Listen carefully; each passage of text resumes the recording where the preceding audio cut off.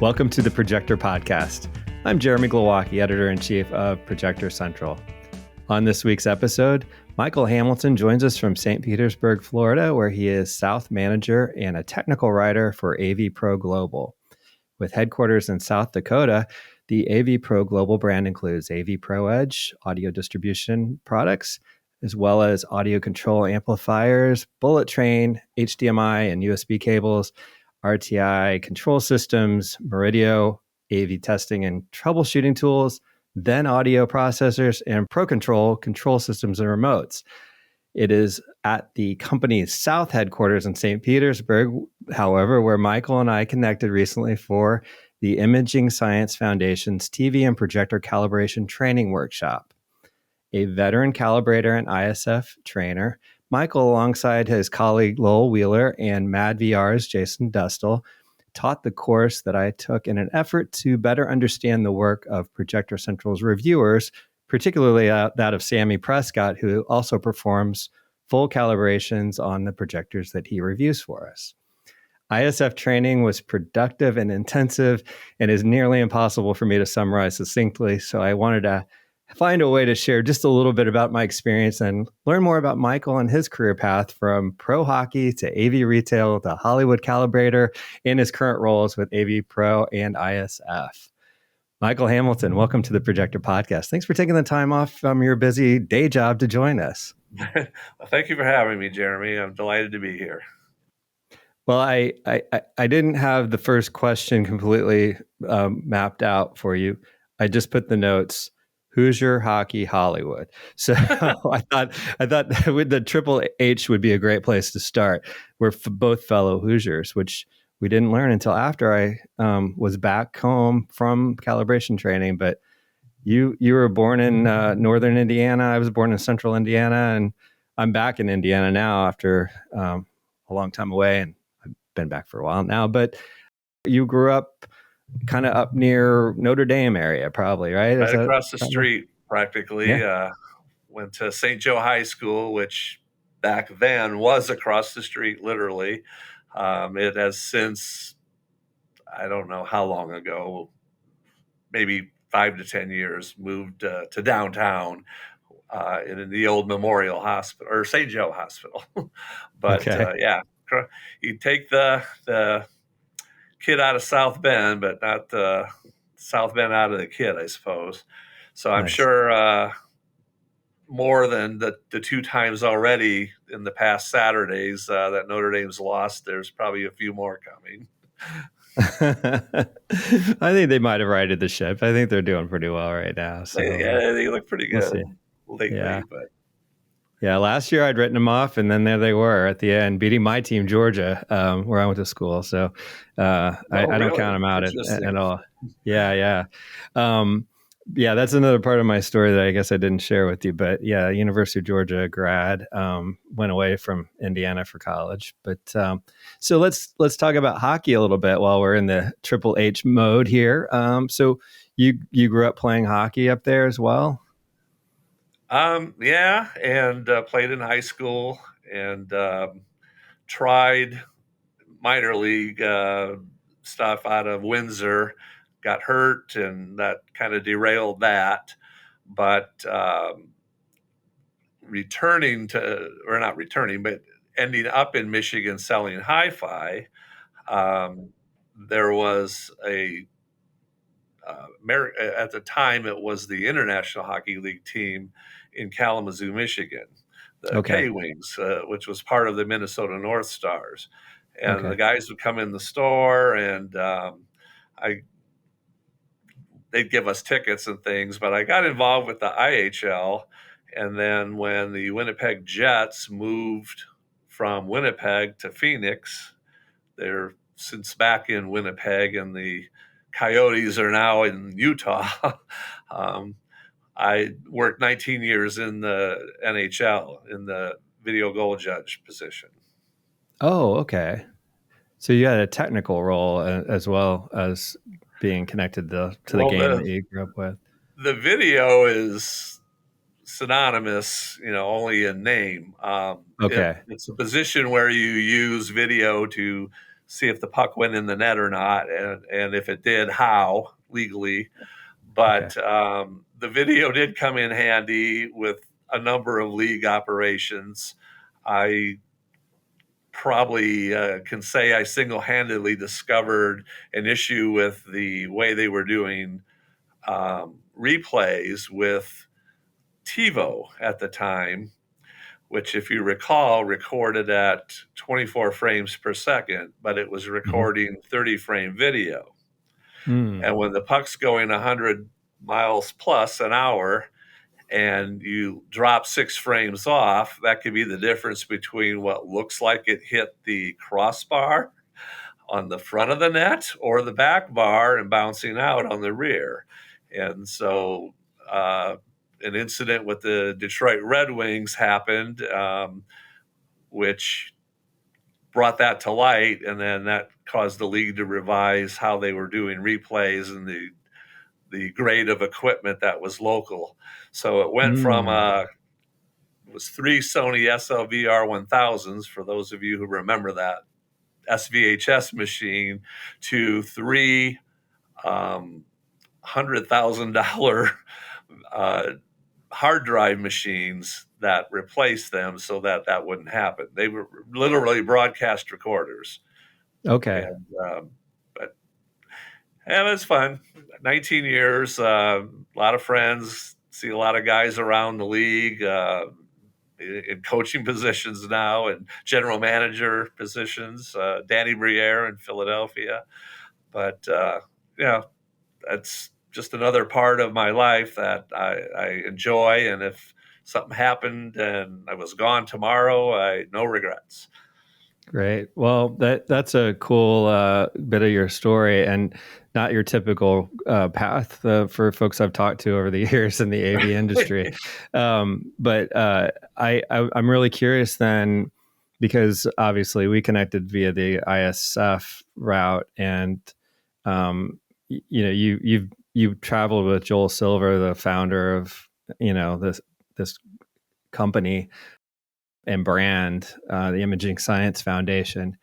How early on were you connected with Joel and working with him?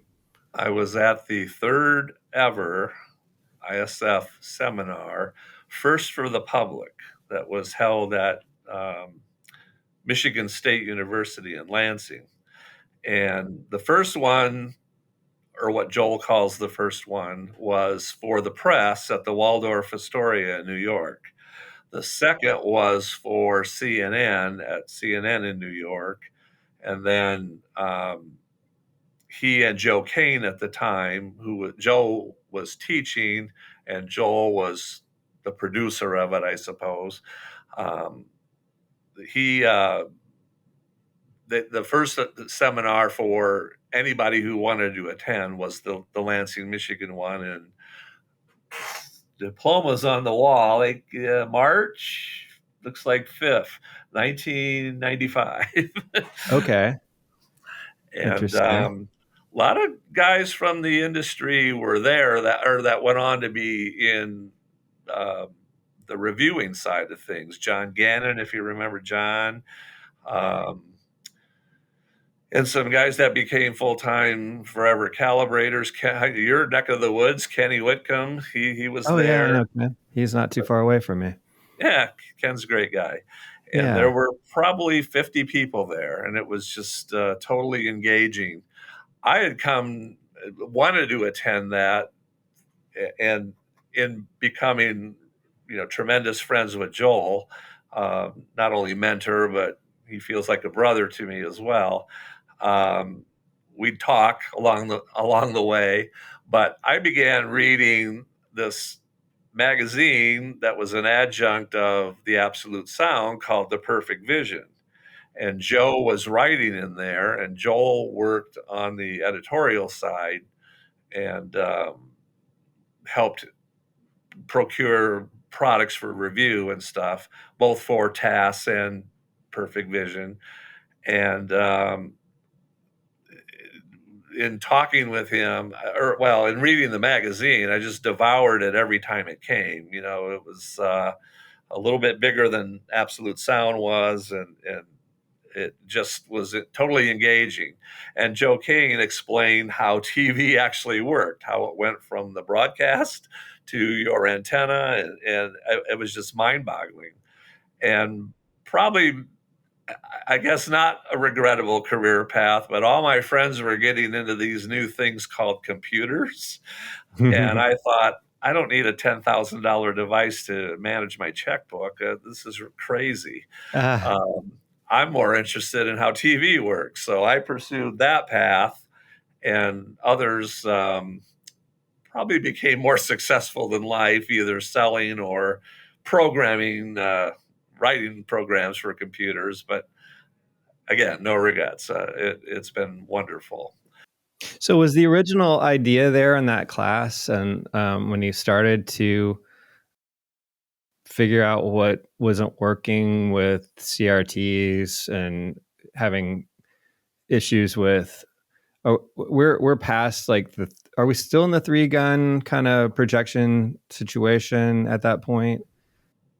Oh, sure. Yeah. There Yeah. were nothing flat panel wise or digital. And Yeah. We hadn't gotten to plasmas. yeah, plasma came. I remember the first plasma coming when I was in Arizona at Showcase Home Entertainment. That would have been circa 98, maybe. Yeah. And the 50-inch Pioneer was $25,000. Right. And here today, people complain about an image costing $3,000. That's 10 times better than that ever was. Yeah. But that's the nature of the beast. But yeah, that it was. I immediately went home from Lansing to Grand Rapids and tore into my Mitsubishi that I had at the time. Okay. And practiced like crazy with that. Well, when you get into the current day ISF training and as it's evolved, and we'll wind the tape back again and go talk to you about the history. But as I went through it, there was a lot of history of television video in the pre-calibration class background material. So as you've evolved the class, you've taken some of the things that used to be in person and moved them to like a study at home program before you show up for the in-person hands-on portion. And that was really great. I studied TV broadcasting in college. Thought I was going to maybe go into film or something, or production. And so my dad taught TV and radio in high school for 50 years. So I've been around it and I know the history really well, but it was really nice to dig into that again and also get more technical with it, more than I had been before. So that's great that that's still there, just to tell us how we got to where we are today. You go to that third class, the first one that's basically available to those who aren't in the media. And you go home and you tear into your TV, try to make it a better experience. How soon after that are you connecting on, becoming a trainer with ISF? The trainer came almost, about a decade later. But on the ISF website, not the Murideo website where we advertise the workshop, but the Joel's official website, under my bio, I half-heartedly joked about it was either them allowing me to come whenever I wanted or making the decision to get a restraining order. So thankfully Joe and Joel said, let him come and he can help. And that's kind of what I did. Whenever I was able to, I always made sure I was able to go to a trade show, either CEDIA or CES. I always went early. I helped our CEO now, Jeff Murray, head of AVPro.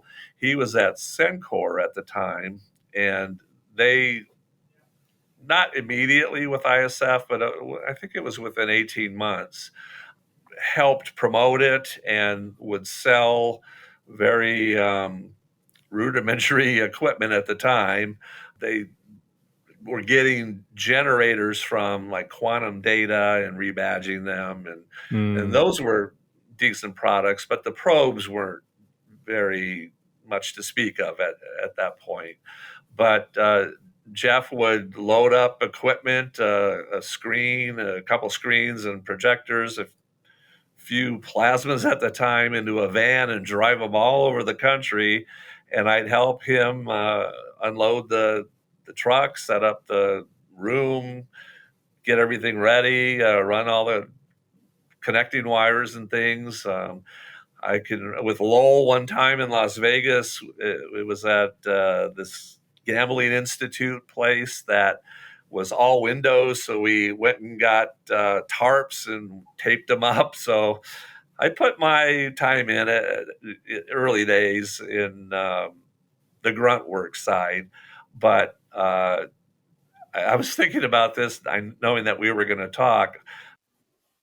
You mentioned Hollywood. My stuff's still in Burbank, but I have boxes and boxes of cassette tapes. I recorded every one of those seminars, and I probably have 300 cassette tapes. Probably the history of this the course being taught as it evolved, both from when Joe was teaching and then eventually when Joel took over. Well into that, so I have to get those back and listen to those again.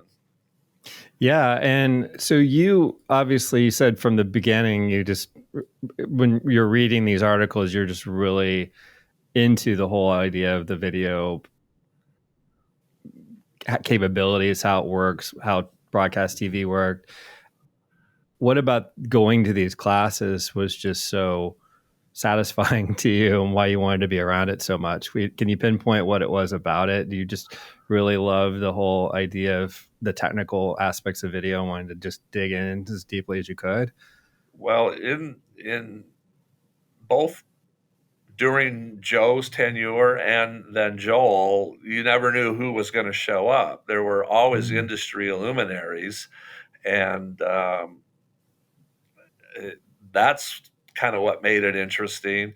And then they would not challenge what was being said, but they wait a minute, that's not exactly right. It works like this, and so there was always an unearthing of something I had, even with copious reading, hadn't known before. So it was always exciting. It's like probably a new restaurant or something. You don't know what you're in for, and you're just totally delighted when you're done.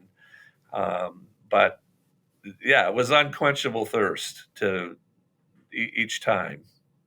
And then eventually I started helping when it was time for hands-on and helping people that were there, attendees, I call them.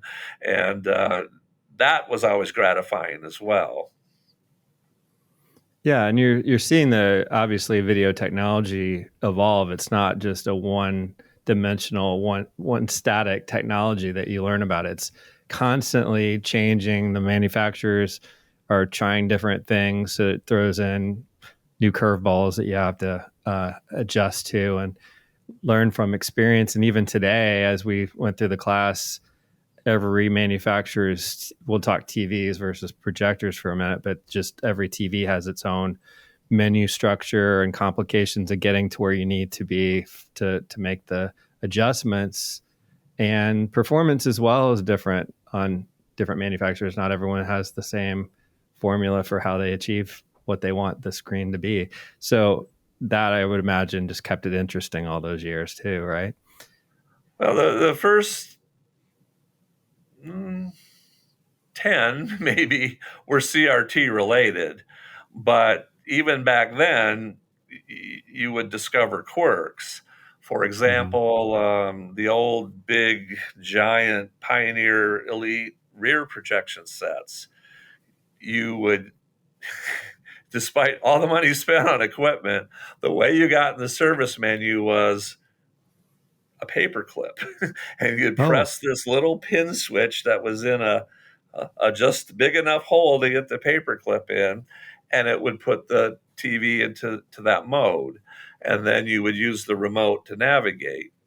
But what we discovered early on was you could make measurements and do all this do your calibrating in the service mode, get out and look at the picture and go, what's going on here? So then in service mode, there was an offset. And you didn't really know that until you figured it out. And that you had to then kind of like well, I'm sure we'll get to it, but like we were talking about feathering in, same thing. You had to guess at how many increments of change this offset was doing to what you were measuring versus what you wanted to use as or get to as your target. yeah. And so that was fun. And then with Toshiba sets, there was a lot of hacking going on in those days, but with Toshiba, you could use just the remote. You didn't have to do anything mechanically to get into the service menu. But then all the stuff was in hex, so you had to decode hex and go, okay, what does all this mean? Oh, orange, okay. Yeah. Then Mitsubishi. There were some guys on the West Coast that found out a way to make an interface that you could plug with the back of the TV off or the rear projection set and plug onto the main circuit board if you didn't kill yourself from the voltage there, and get into the IC squared bus or I2 squared bus and make changes there. And then some guys learned the hard way that this was when HD was coming around. So you had that mode to calibrate as well as standard definition, or not HD at the time. Now I'm thinking of HDR versus SDR, but this was just standard definition versus high definition. Right. And if the TV if that was plugged in and the TV went out of HD mode, it would wipe the chip. So great. there were all kind of landmines everywhere. And again, one of the amazing achievements for Joel in his storied career and the hundreds of things he's accomplished with video has been that he went to these manufacturers and said, look, why are you doing this? Put it in the menu, let everybody look at it. And slowly that has come about. And that's just amazing, in my opinion. He's really responsible for those capabilities being in there to make adjustments to video. I would say solely responsible. Wow. Yeah. Okay. That's interesting. Because you do see menus and you see branding in there as well. I mean, he's gone so far as to have ISF settings, right? So you can go in, and if you know what that means, and industry folks should know what that means, but your average consumer may not, have your basically calibrated settings based on what ISF says would be best for that particular TV. So you see that as well. He's gone that far in addition to just putting those capabilities in there to make the changes yourself. But that's amazing. That started with Pioneer, actually. Josh Karoff, who was at Pioneer at the time, brought engineers from Japan over to talk with Joel and demonstrate why, first, calibration was needed, and second, how to go about it. And so Joel is down in Boca Raton, down the road here, and brought these guys there, and they kind of got it. Look, daytime, you adjust this way. Nighttime, you adjust this way. And they provided the access for 2 memory locations that I think they even said day and night on the Pioneer. On current, like LG sets, it says ISF bright and dark. And when you enter a code to get into the ISF mode, it does change them to day and night. But even furthermore, just jumping ahead a little bit to that LG as an example, the misconception is, and still to this day, because we talk about it in the class, you probably heard me mention this, or Jason did, that people, integrators, they think I just put it in ISF night and it looks great. All that is a memory location that does preset brightness and contrast and sharpness, but that's it. It does not do anything with color. So it's not calibrated. There are no pre-calibrated ISF modes because, as you saw in the class, you have to calibrate according to the environment and that the display is being used in. But yeah, Joel and Pioneer were the first. I believe LG was second, and a lot of companies followed. Panasonic and Epson, BenQ, Runco when they were around, and on and on. By the way, I think I recall I owned a Runco projector for a little while in their first foray into 1080p, right before Sam, or right around the time Sam sold the company. And I had Ken in here to do the calibration, actually, because he's local, and he told me what the login was for the calibration back end. And do you recall what that was with your experience on the projector side? Well, for the CRTs, or was this a DLP? This was a DLP with the it was like right around the time they sold. So I'll skip to the chase. It was SAM was the code to get in. SAM. Well, there were quite a few. It depended on the OEM. Okay. Yeah. Sure. Runco built their platform on, but there were some that were SAM. Three digits.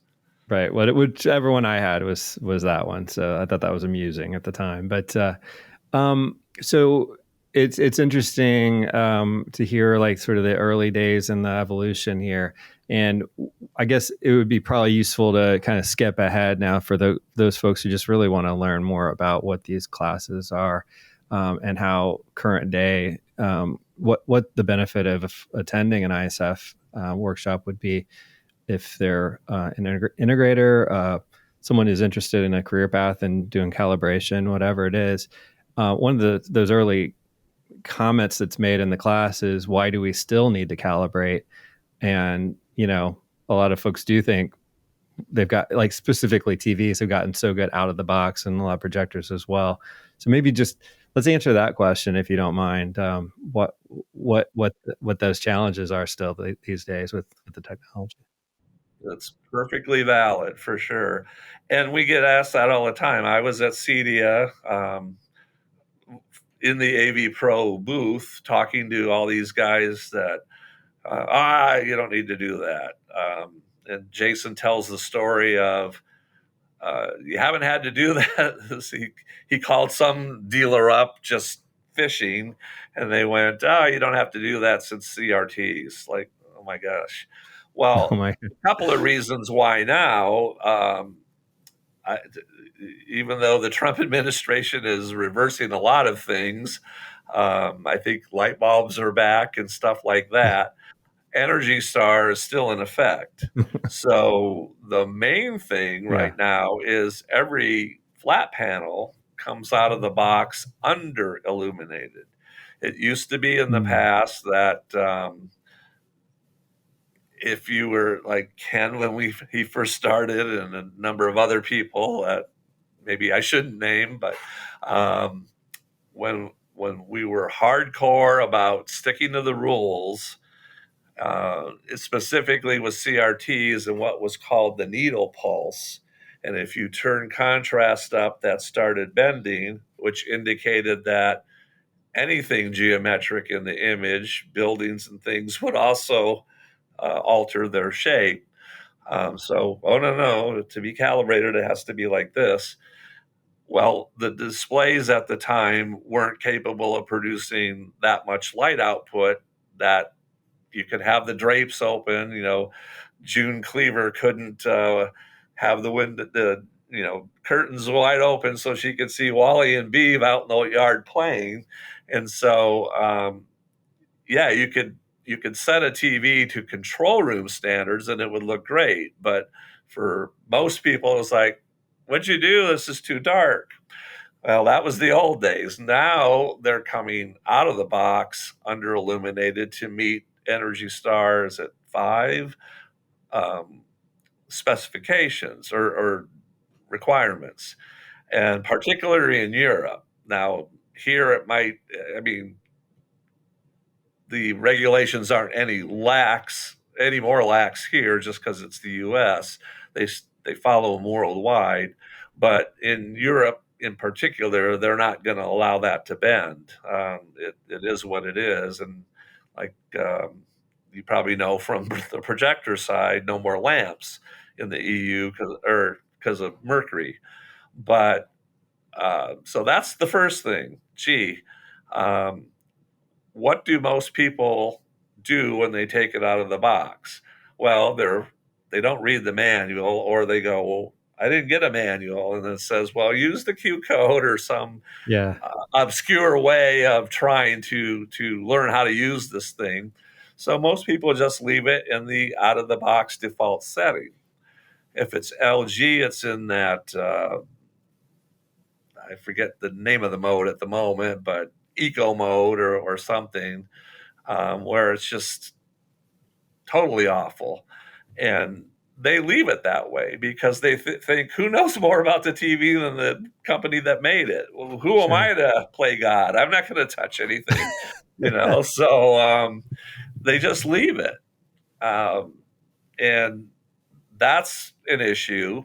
But other things, as you went through the course, you learn that a lot of integrators don't know anything about overscan, why the manufacturer set that on purpose, intentively, to cover up any issue on anybody who's out in the wilderness that's using satellite, and there might be some data noise at the top of the picture on an old Russian cartoon channel that they watch. So, right. If you bring the overscan down to nothing so that you are the display is mapping the signal pixel for pixel as it should, and you see all the picture, then they see that noise and I'm going to return this thing. This is broke. What the heck? My old TV didn't do that. That was, 10% overscan. So there's a lot of settings that benefit from being changed before you even get to adjusting colors. Now, in the old days, I was talking about like Pioneer Elite rear projection sets. There, in recollecting upon it,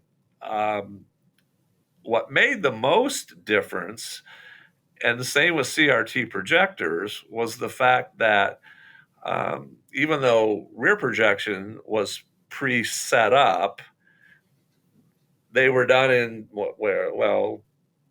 Pioneer was in Compton, California at the time. Toshiba was outside of Nashville, east of Nashville. So you were setting magnets and gluing them in place based on your proximity to the North Pole as a manufacturer. Wow. So if you were in Lewiston, Maine, and got this TV made in California, not so great. Interesting. So the biggest part of calibration at the time was fixing all that.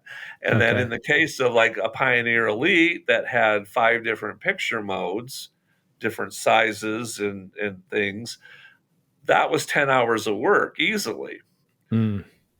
Fixing the colors was 20 minutes, maybe, and when you got good, it was 10 minutes.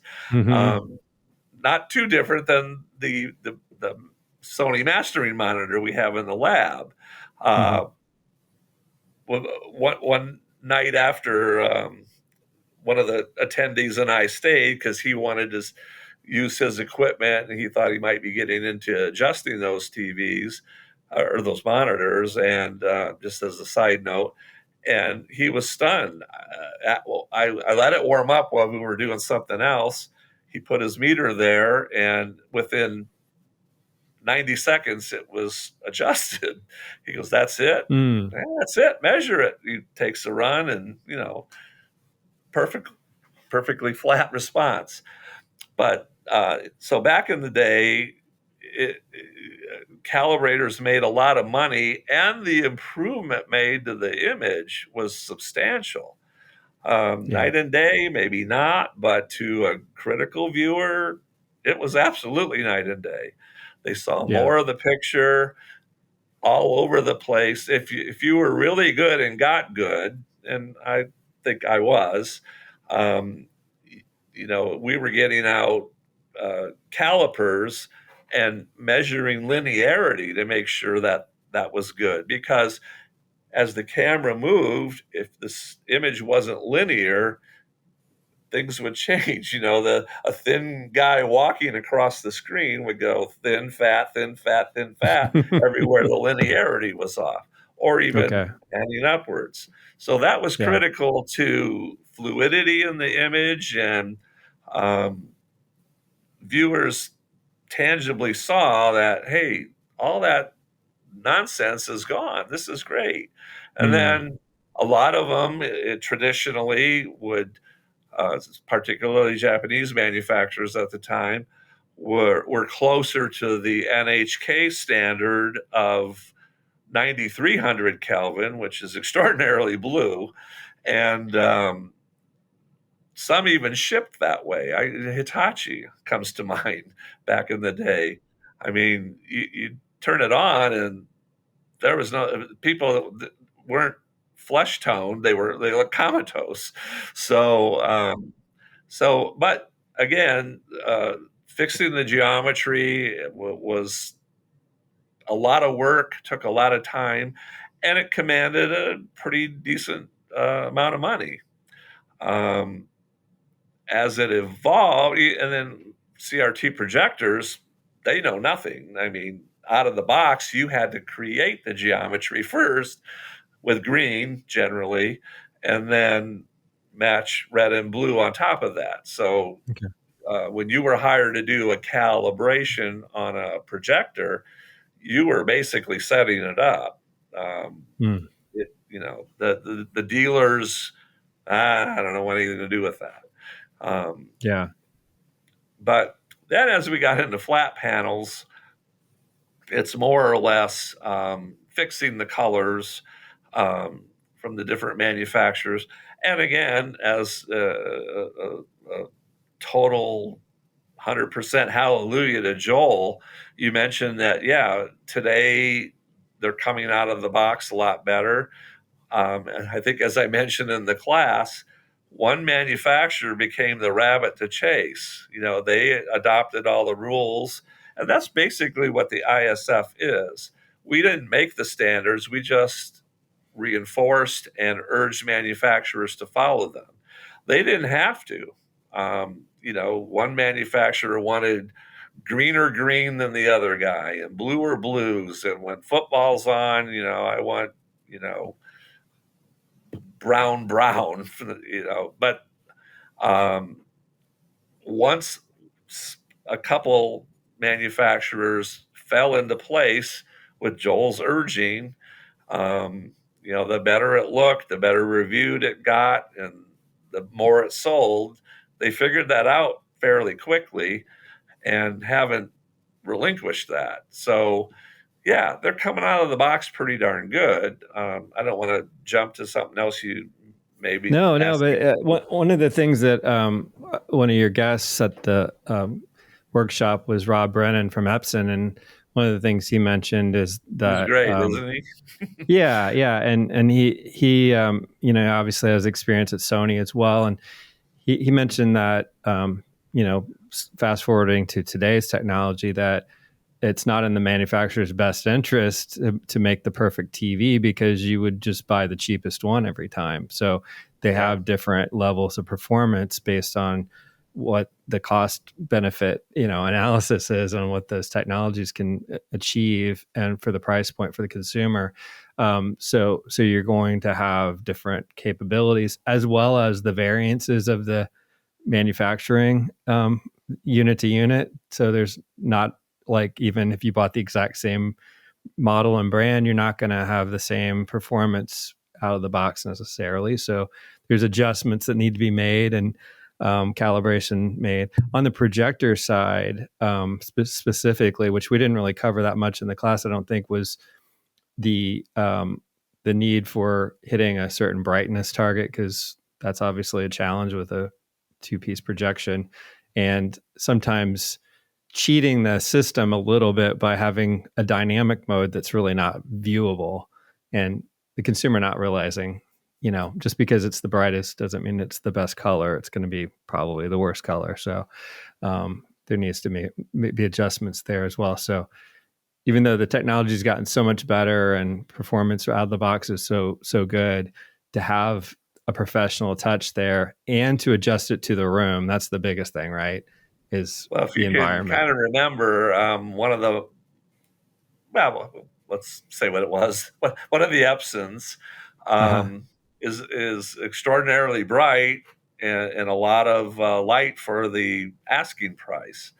Yeah. But it's so bright, it can't be throttled down to replicate an SDR signal at 100 nits, which I'm a little adamant about. If you remember the stupid analogy I made, it's like, if you buy Led Zeppelin 4 and you put on Stairway to Heaven and it's too slow and you play it at 45, do you have the license to do that? Yes. Are you honoring the content creator's intentions? No. So same thing with 100 nits and standard definition or standard dynamic range broadcast. Last night I watched a Lightning game. It's coming to me at 100 nits out of the, everywhere in the broadcast chain. Well, that's how I should watch it.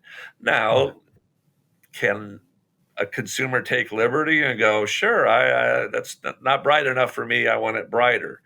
Okay, you can do that. But then I think I mentioned to somebody who was blown away by this description that then you don't see the kerfs in the ice. It just looks like this white sheet. Well, so now you're losing definition. So if brighter's fun, okay, go right ahead.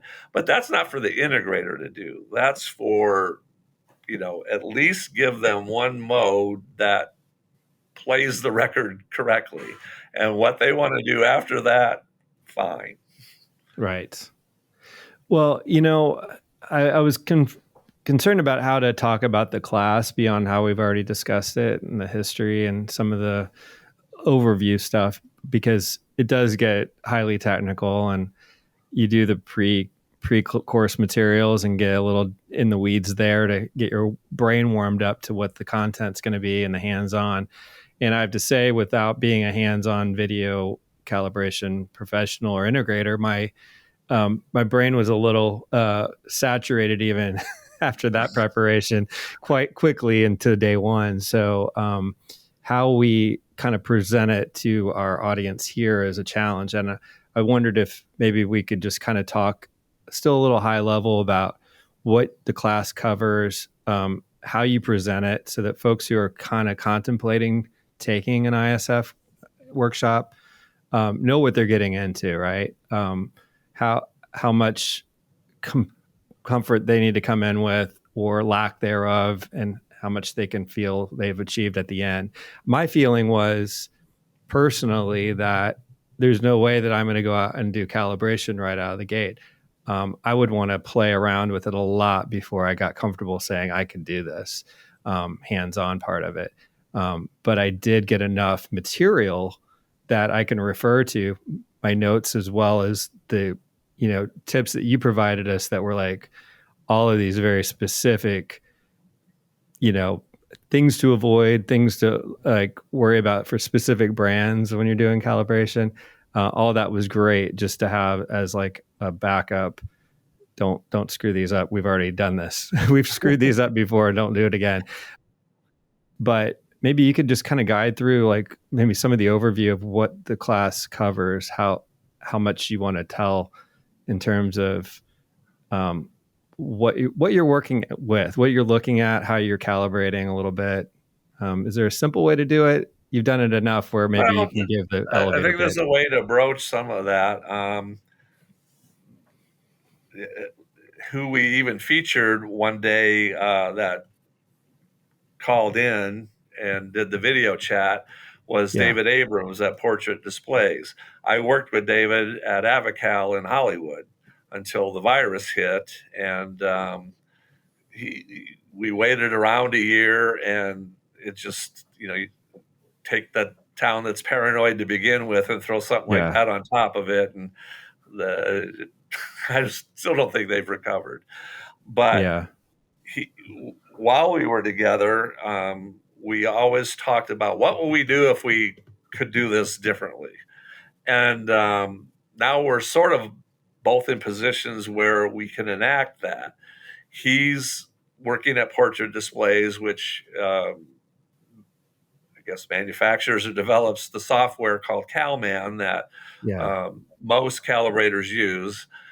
There's some others out there, but CalMan's maybe the most widely used by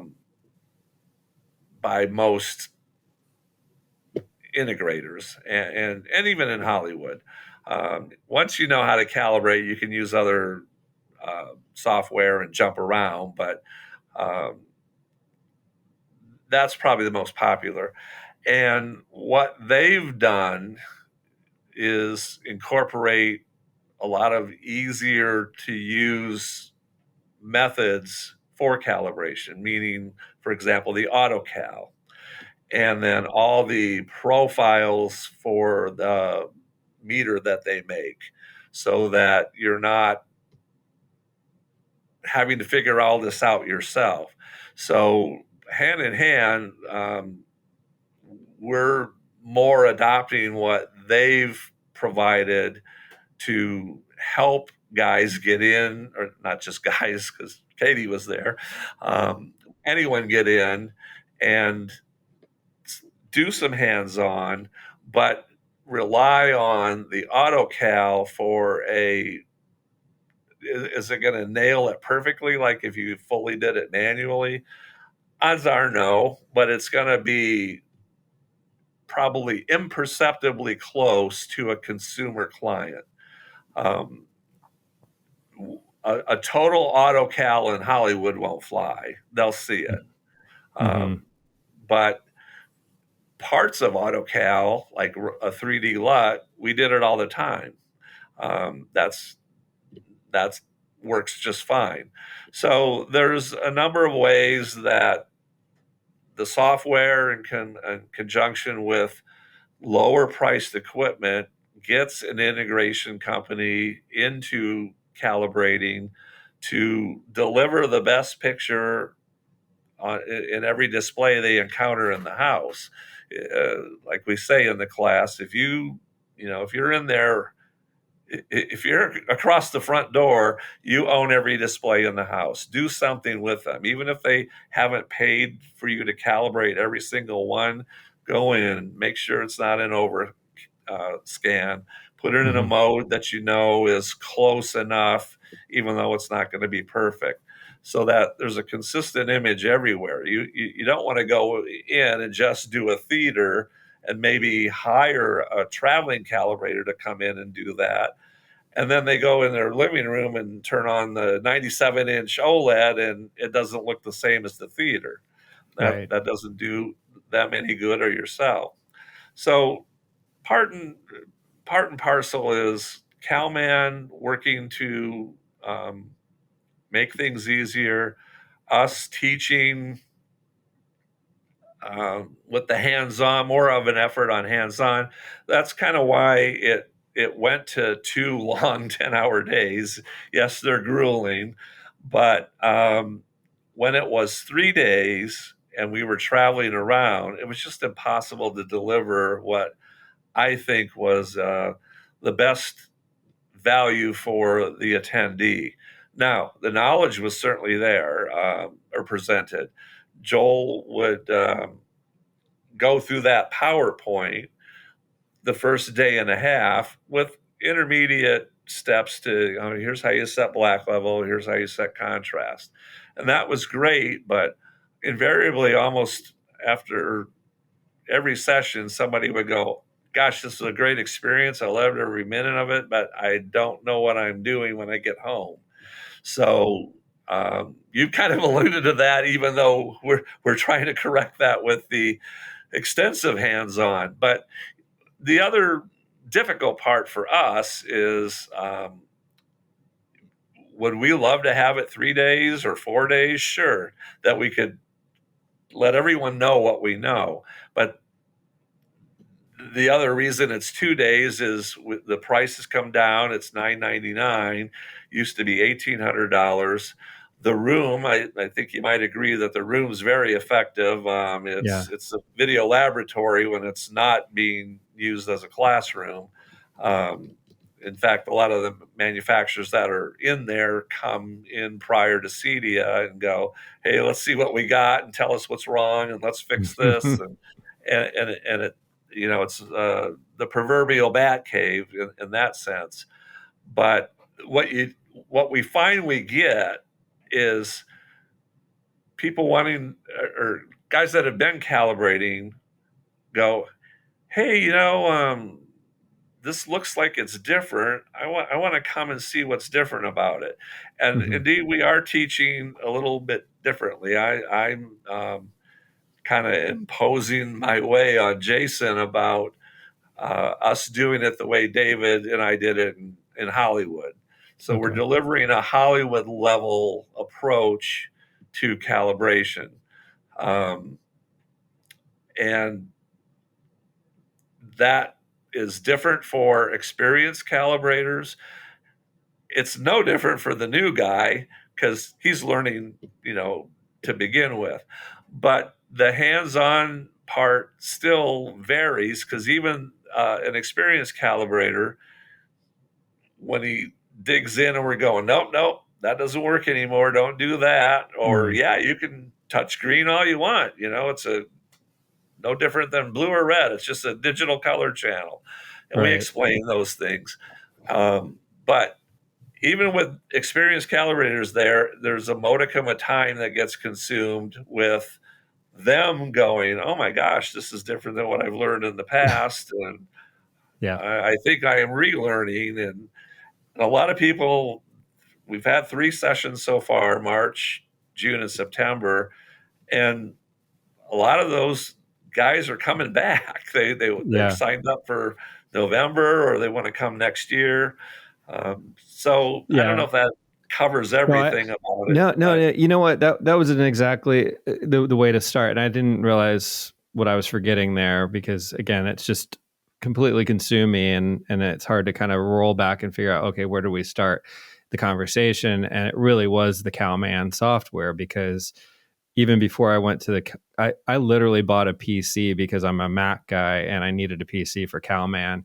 You give a temporary license for the software for those who are attending the class, paying for the class, and so I was able to kind of dive into that, and so that's where it all starts is the CalMan, and then of course you provide the meters and the other tools there, hardware at the class, but that's another part of what eventually if you're going to go into this, you're going to need that equipment.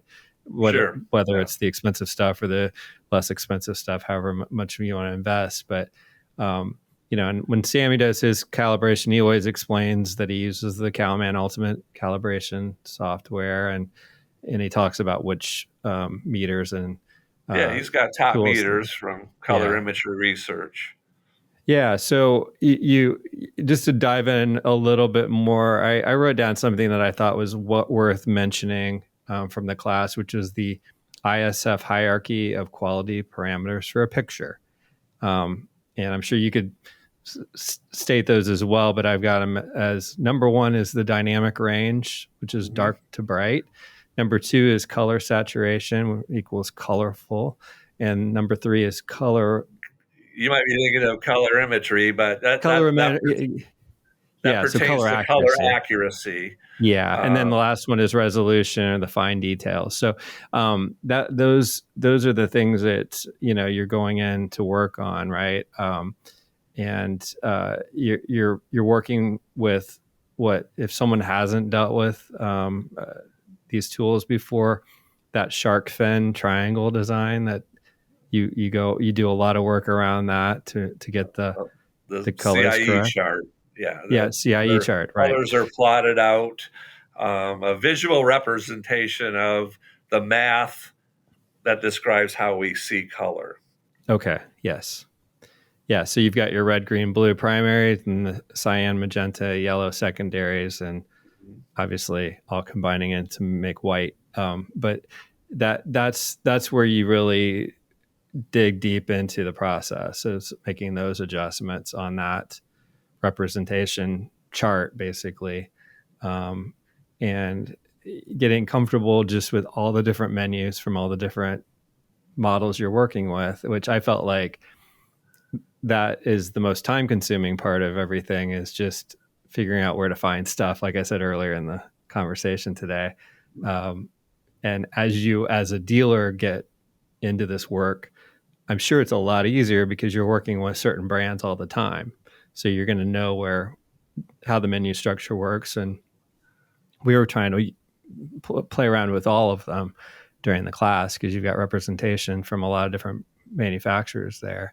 Yeah. But overall, I did feel like if this were a career path for me, or if I really wanted to get into reviews where I would do calibration, it would benefit to come back another time, have it sink in, do some playing around with it, and then go back and do it again. So I totally can see why people would have multiple visits just to get it really. You're welcome anytime. I appreciate it. I appreciate that. And the thing is, to just reiterate, this has only been at the new permanent location for 3 classes. It used to be a moving, traveling calibration workshop, which most people who are familiar with it would think of it as that. And it's quite a generous kind of undertaking by your employer, your day job, to have that at your South location there. So first of all, talk about, you've got the Dakota location as the headquarters for the company for AVPro, South Dakota. What was the motivation for having that South location down in St. Petersburg initially? I think I was the 3rd or 4th employee down here. I think there was a salesman that moved from South Dakota that had an office.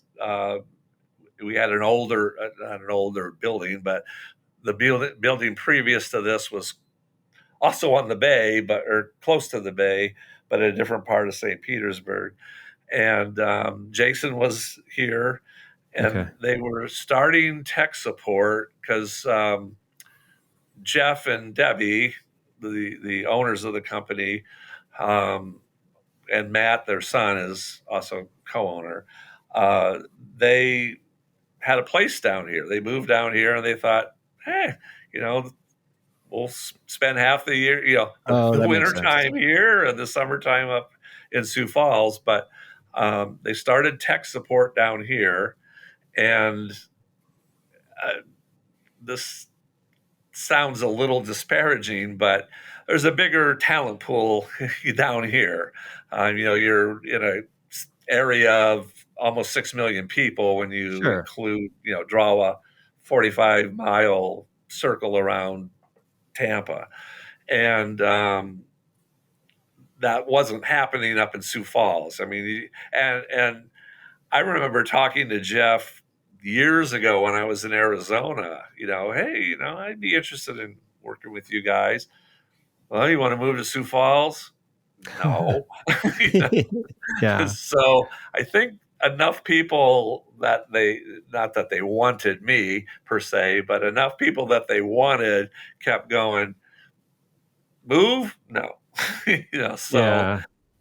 down here, it's other than those windy storms that come every once in a while, Yeah.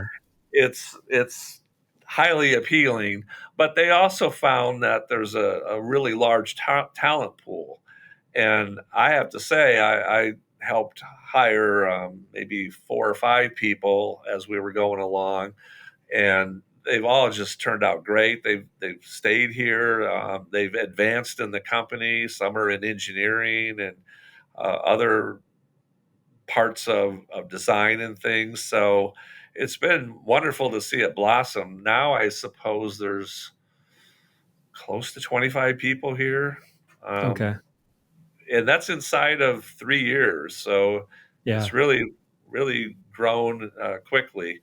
Um, we're almost out of room, quite honestly, but I think they'll worry about that down the road. But we thank them.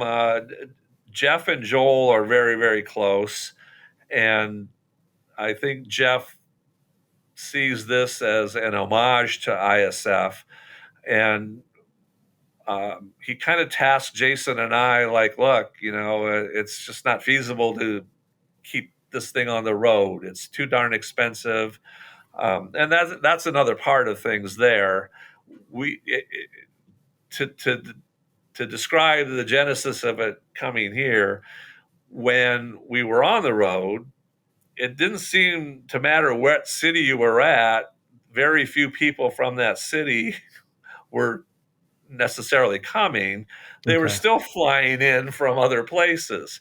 Yeah. We would be in like Denver at CEDIA back in like 10 years ago, and people were coming from Washington and Chicago. And so uh, the notion of it having to travel around to instead of people coming to us, sorry, we're sort of forcing people to come down here.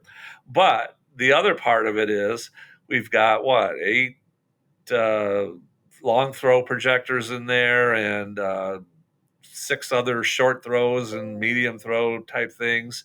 There LG sending us more flat panels since when you were here, 3 more. And so we've probably got a dozen flat panels. There's a giant 240 Stuart screen. Stuart's been wonderful. That's coming. And Barco is supposed to switch out the Bragi with a Heimdall. So there's a 145-inch diagonal 240 Harmony G3 coming that's designed to work with the Heimdall. So like I joked in the class, you'd need Kiss's road crew to take all this stuff around. Sure. And then wherever you would go, the facilities weren't great. All Right. white walls or all windows. I don't want to call them out specifically, but the last official road show seminar is what it was called then, that we did, you'd think would have been at the perfect place, but it was far from ideal. So it was like, all right, we just got to have a place. And again, like I say, Jeff has known Joel forever, starting with the Sencor days, and the number of things together that they've influenced the industry on is quite extensive. So us still continuing this here is an homage to the ISF and what it's done for the industry. And we're happy. We're picking dates for next year. In fact, Jason was supposed to be here today. I'll have to call him. But well, you've got one more excited. remaining this year, which is November 4th and 5th, with the extra day on the 6th, which we didn't talk about the extra day thing, but you have a manufacturer guest coming in to do some specific instruction on their products if people choose to stay. So you've got one more this year, and we'll definitely keep up with the calendar as it's released for the future dates. But it's great that you're able to host it in one place. People know where to find you. They don't have to go searching for locations throughout the country. Once this is established as it has been, it seems like that's going to get some more momentum for you. And obviously, your company has a connection still beyond the old Sencor days, but you've got the Murideo testing and troubleshooting tools as well, which are a good fit for calibration professionals, right? So there's definitely some tools there that are part of the package that folks might want to look into that are going to get into this work or are doing this work. So, but hey, well, thank you so much for allowing me to be a part of that class to improve my knowledge level with what's still a pretty new job for me. And you guys did a great job, and I very much encourage folks to attend who want to be better at providing video to their clients, or to do this as a for a living, to be an independent calibration professional. So, well, thank you, Jeremy, and we'll see you at one of the workshops next year. Great. Michael Hamilton, thanks for joining us today. And Michael is a South manager and technical writer for AVPro Global, as well as an Imaging Science Foundation instructor. To learn more about AVPro's products, especially the Murideo AV testing and troubleshooting tools, visit avproglobal.com, where you can also register for that next ISF workshop, November 4th through the 5th, at the South headquarters in St. Petersburg, Florida. And that wraps up today's show, which was produced by ProjectorCentral. Please subscribe to the Projector Podcast on YouTube, Apple Podcasts, or Spotify. Also, check out all the latest Projector product news and reviews at ProjectorCentral.com, where you can also subscribe to receive email notifications about our articles on the day that they are posted. For Michael Hamilton and Projector Central, I'm Jeremy Glowacki. Thanks for listening.